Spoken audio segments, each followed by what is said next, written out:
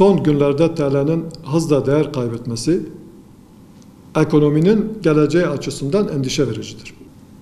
İçeride ve dışarıda meydana gelen gelişmeler karşısında görülen bu aşırı kırılganlık ekonominin zayıflığını göstermektedir.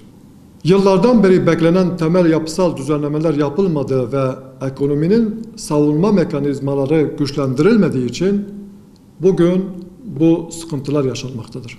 Döviz ve altın fiyatlarının tüm zamanların rekorunu kırması, dış girdi bağımlılığı yüksek sektörler başta olmak üzere birçok ürüne fiyat artışı olarak yansıyacaktır. Şimdiden birçok üründe zamlar görülmeye başladı. Bu durum elbette sabit ve düşük gelirli yoksul kesimleri daha da yoksullaştıracaktır.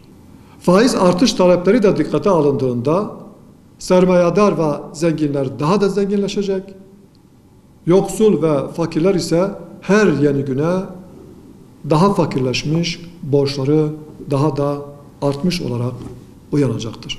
Ucuz krediyle yalancı bolluk ve tüketimi teşvik etmek kısa vadede geçici bir rahatlama sağlasa da uzun vadede sıkıntıların büyümesi, borçların katlanması, fakirliğin daha yaygın hale gelmesine neden olmaktadır. Son pansuman tedbirlerle bir kez daha fiyatlar fırladı. Ekonomi faize daha da bağımlı hale geldi. Ekonominin arızi şoklara karşı mukavemetini artıracak yapısal düzenlemelere gidilmelidir.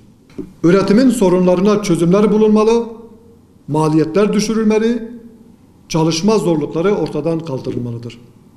Konut, taşıt ve seyahat kredileri yerine üretim ve istihdama tekabül edecek kredilere ağırlık verilmelidir. Makine ve üretim teçhizatına teşvikler sağlanmalıdır.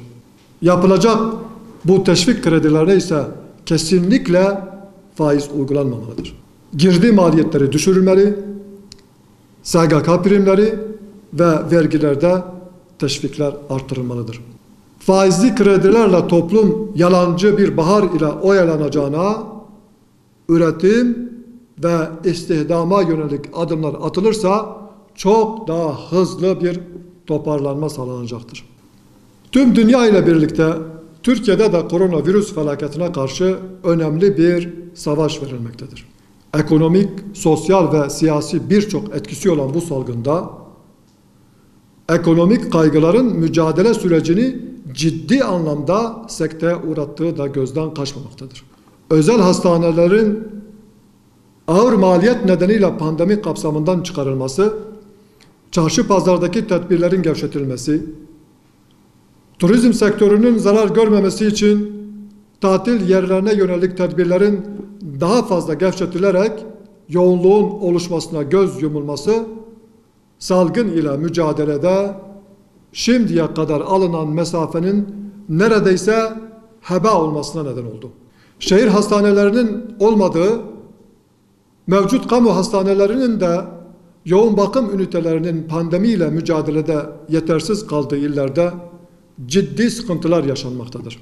Yoğun bakımda tedavi görmesi gereken hastaların acillerde sıra beklemesi sık karşılaşılan durumlardan biri haline geldi. Normalleşme süreciyle birlikte hem toplumda görülen gevşeme hem de sağlık sektöründe görülen fiziki ve psikolojik yorgunluk sonucu vaka oranları bazı illerimizde bugün rekor seviyelerinde seyretmektedir. Vaka sayısının bu yoğunlukta seyrettiği bir süreçte okulların açılmasının da ağır sonuçları olacaktır. Bu anlamda salgın ile mücadelede daha güçlü tedbirlerin zorunlu olduğu görülmektedir. Kapasite sorunu yaşanan veya yaşanma riski bulunan yerlerde tedavi imkanlarının artırılması, yoğun bakım ünite desteğinin sağlanması, yeni pandemi hastanelerinin faaliyete geçirilmesi mutlaka düşünülmelidir. Toplumun sağlığının muhafazası her türlü kaygının üzerinde tutulmalı ve sağlık ekonomiye feda edilmemelidir.